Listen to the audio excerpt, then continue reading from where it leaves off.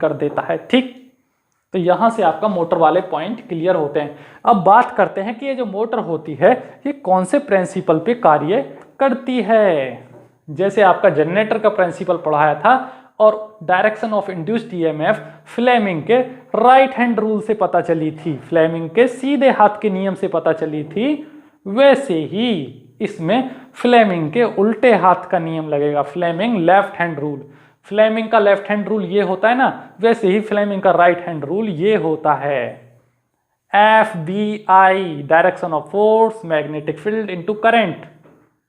बस इतना याद रखिए, अगर मैग्नेटिज्म को अच्छे से पढ़ाए तो FBI आपको पता ही होगा, फ्लेमिंग के लेफ्ट हैंड और राइट हैंड रूल। तो मोटर में कभी भी कौन सा लगता है, फ्लेमिंग का लेफ्ट हैंड रूल, और जनरेटर में फ्लेमिंग का सीधे हाथ का नियम राइट हैंड रूल।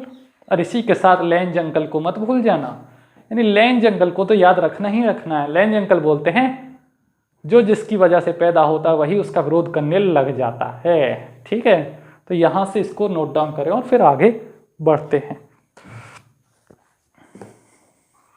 अब यहां से देखिए, किसी भी मोटर का प्रिंसिपल यानी उद्देश्य किस सिद्धांत पर कार्य करती है।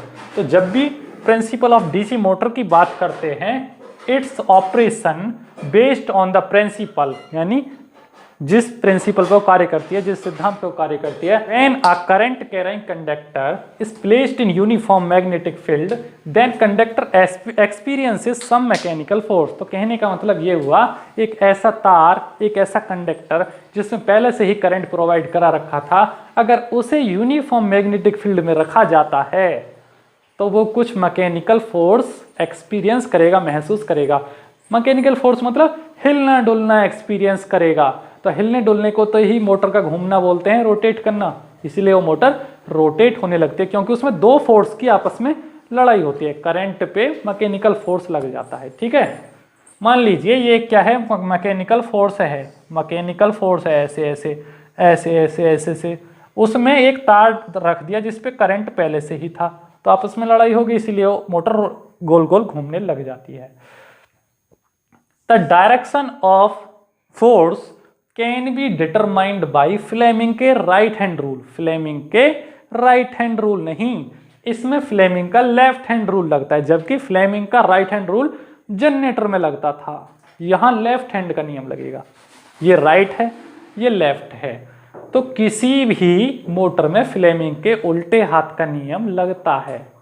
यहां बोला जाएगा डायरेक्शन ऑफ फोर्स को चेक करने के लिए, डिटरमाइंड मतलब पता करना, जबकि जनरेटर में डायरेक्शन ऑफ इंड्यूस्ड ईएमएफ का पता करते थे, वहां फोर्स नहीं होता, वहां इंड्यूस्ड ईएमएफ की डायरेक्शन। ये लाइन याद रख लो, the direction of induced EMF can be determined by Fleming right hand rule and direction of force can be determined by Fleming left hand rule. तो ये दोनों पॉइंट्स में डिफरेंस आपको पता होना चाहिए, चाहे जब जनरेटर की स्टडी करो और जब मोटर की स्टडी करो, तो दोनों पॉइंट आपको लर्न होने चाहिए। और फॉर्मूला क्या होता है, force, force equals to IBL। इसका मतलब क्या होता है, जो तार है उसकी कुछ लेंथ है, 1 मीटर का है, 2 मीटर का, भाई वाइंडिंग में तार होता है ना आर्मेचर पे, दूसरा उस पे करंट होगा और उसको यूनिफॉर्म मैग्नेटिक फील्ड में रखा जाता है। अगर किसी तार को जिसमें पहले से ही करंट है उसको यूनिफॉर्म मैग्नेटिक फील्ड में रख दिया जाए तो वो फोर्स एक्सपीरियंस करता है, इसीलिए इसका फॉर्मूला बना F इक्वल्स टू IBL। हमेशा आपको पता होना चाहिए। अच्छा सर, चार्ज को रखा जाता था तब क्या बनता है, QVB साइन थीटा, क्योंकि चार्ज का सिंबल Q, V क्या है वहां उसका हिलना डुलना यानी velocity, B is the magnetic flux density और sine theta is that angle. तो वैसे ही जिस चीज को मैग्नेटिक फील्ड में रखा जा रहा है उसी हिसाब से उसका फॉर्मूला ड्रॉ किया जाता है। तो अगर तार को रखा जा रहा है तो तार पर पहले से ही करंट है I, लेंथ है उसकी, और वो मैग्नेटिक फ्लक्स डेंसिटी में रखा जा रहा है, तो F इक्वल्स टू IBL। ठीक है, तो यहां से आपका प्रिंसिपल क्लियर होता है। प्रिंसिपल को याद करने की उतना खास जरूरत नहीं होती, आपको पता होना चाहिए कि किसी भी मोटर में फोर्स की डायरेक्शन का पता करने के लिए फ्लेमिंग का लेफ्ट हैंड रूल यूज होता है, आपको सिर्फ इतना याद रखना है।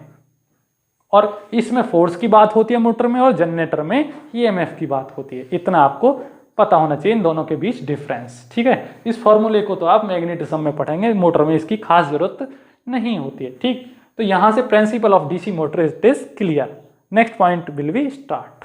ठीक है, इसको नोट डाउन करो और अगला पॉइंट अब स्टार्ट करते हैं। यहां से आपका एक पॉइंट और आता है, no any constructional difference between DC generator और DC motor. Same DC machine can be run as DC generator और मोटर। इसी मशीन को, मशीन बोले तो मोटर भी मशीन होती है, जनरेटर भी मशीन होता है, बाय इलेक्ट्रिकल इंजीनियरिंग यूज हो रही है तो इसलिए इसको मशीन बोला जाता है। इसी को जनरेटर की तरह चला सकते हो, इसी को मोटर की तरह चला सकते हो, सिर्फ आपका तरीका होना चाहिए, आप उस पर इलेक्ट्रिसिटी दे रहे हो या उस पर मैकेनिकल पावर दे रहे हो। ठीक है, अब आपको अच्छे से समझा दिया। अब इसका नेक्स्ट पॉइंट स्टार्ट होता है जो कि बहुत इंपॉर्टेंट पॉइंट होगा। क्या होगा? Back EMF. यहां हम पहले की तरह जैसे जनरेटर में लॉसेस, टाइप्स और कंस्ट्रक्शन में बहुत सारा टाइम वेस्ट किया था, यहाँ ऐसा नहीं करेंगे। यहाँ शॉर्टकट तरीके से स्टडी होगा क्योंकि जनरेटर में उसे पहले ही स्टडी कर चुके हैं। यहाँ सीधे जैसे वहाँ आर्मेचर रिएक्शन पे काफ़ी समय बाद पहुंचे थे, यहाँ आर्मेचर रिएक्शन नहीं होती है किसी भी डीसी मोटर के अंदर, यहाँ उसकी जगह बैक ईएमएफ होता है। तो अब हम स्टडी करते हैं बैक ईएमएफ की। तो यहाँ आपके 3 से 4 लेक्चर का बेनिफिट हो गया, मैंने उनको एक ही लेक्चर में सारा कुछ बता दिया है क्योंकि वो डीसी जनरेटर में हम स्टडी कर चुके हैं। ठीक है, एक बार फिर बता दूं, कंस्ट्रक्शन, टाइप्स और losses same as DC generator की तरह ही होंगे। ठीक है, तो यहां से इसको नोट डाउन करें और फिर हम बढ़ते हैं बैक ईएमएफ की तरफ। अब यहां से देखिए आप, डीसी मोटर का सबसे important point that is known as back EMF. अब बैक ईएमएफ का ही